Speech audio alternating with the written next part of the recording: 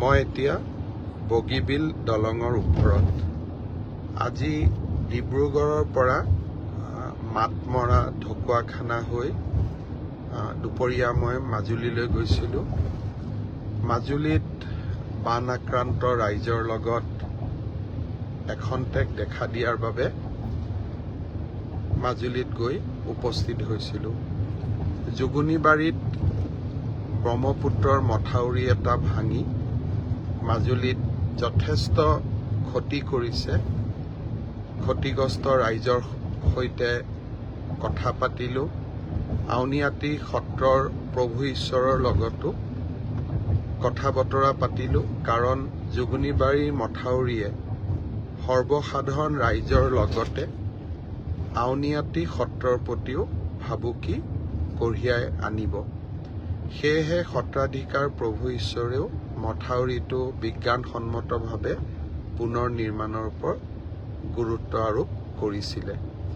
মাজুলীলৈ যাওঁতে মাতমৰাৰ মথাউৰিটো চাই গ'লোঁ। মাতমৰাৰ মথাউৰিটো এইবাৰ কোনো ধৰণৰ ক্ষতি হোৱা নাই, কিন্তু যদিহে কেতিয়াবা মাতমৰাৰ মথাউৰিটো ক্ষতি হয়, তেতিয়াহ'লে গোটেই মাজুলী আৰু ঢকুৱাখানাত এক ত্ৰাস আৰু সন্ত্ৰাসৰ পৰিৱেশ সৃষ্টি কৰিব। সেয়েহে মাতমৰাৰ মথাউৰিটো শক্তিশালী কৰিবৰ কাৰণে আমি প্ৰায় 90 কোটি টকাৰ নতুন আঁচনি এখনো লৈছোঁ।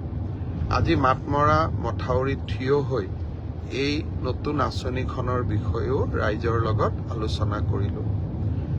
মাজুলীৰ যোগিনীবাৰীৰ মথাউৰিটোৰ পুনৰ নিৰ্মাণৰ কাম জলসম্পদ বিভাগে ইতিমধ্যে আৰম্ভ কৰিছে, আৰু যদি বৰষুণে অসুবিধাৰ সৃষ্টি নকৰে, অহা 7 দিনৰ ভিতৰত আমি মথাউৰিটো সম্পূৰ্ণভাৱে মেৰামতি কৰিব পাৰিম বুলি আমি আশা কৰিছোঁ। ৰাতি ডিব্ৰুগড়ত থাকিম। অহাকালি ডিব্ৰুগড় জিলাৰ বান ক্ষতিগ্ৰস্ত ৰাইজক সাক্ষাৎ কৰিম। ৰিলিফে হওক, ৰিহেবিলিটেশ্যনে হওক, যি ধৰণে পাৰোঁ ৰাইজক সেৱা কৰাৰ বাবে আমাৰ প্ৰচেষ্টা অব্যাহত থাকিব। ইতিমধ্যে যোৱাকালিৰ কেবিনেটৰ সিদ্ধান্ত অনুসৰি আমাৰ মন্ত্ৰীসভাৰ সতীৰ্থসকল বিভিন্ন জিলা সদৰত গৈ উপস্থিত হৈছে, আৰু মই ভাবোঁ যে তেখেতসকলৰ উপস্থিতিয়ে বান সাহায্যৰ প্ৰক্ৰিয়াক আৰু ত্বৰান্বিত কৰিব।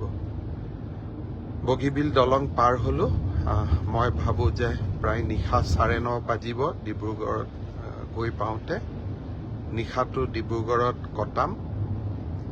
ৰাতিপুৱা মই ভাবোঁ যে ডিব্ৰুগড় জিলাৰ বিশেষকৈ যিকেইটা স্থানত মথাউৰি ভাঙিছে, সেইকেইটা স্থান পৰিদৰ্শন কৰি তাতো আমি খৰতকীয়াকৈ মথাউৰিকেইটাৰ নিৰাময়ৰ ব্যৱস্থা কৰিব পাৰিম।